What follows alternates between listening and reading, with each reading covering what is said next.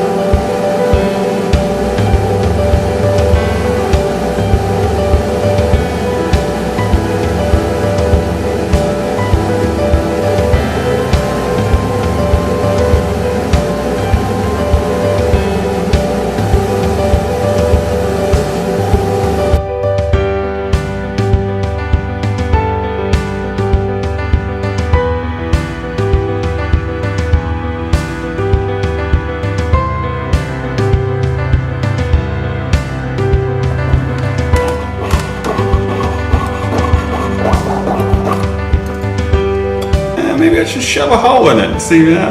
Oh, if I shove a hole in it, then I can fit the stem through.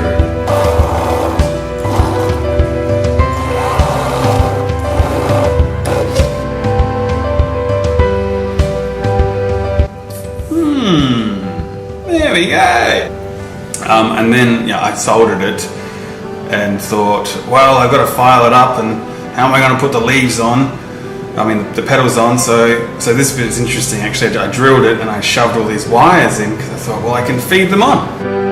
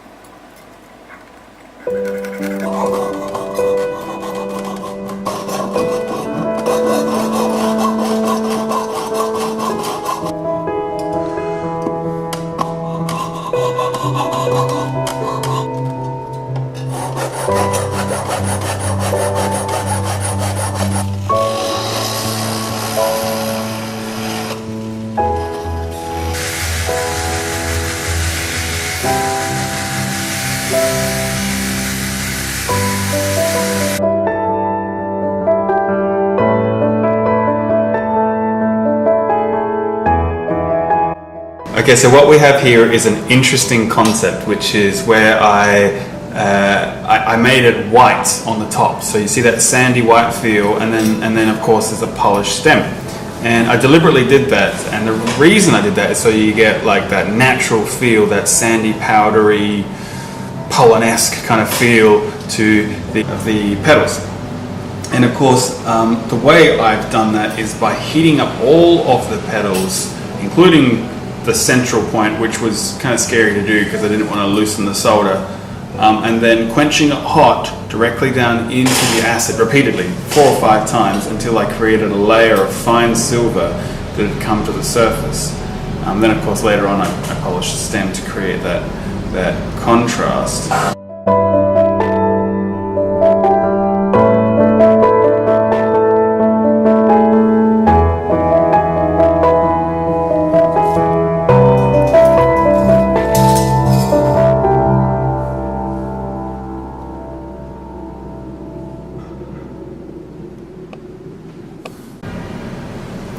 I hope you enjoyed that.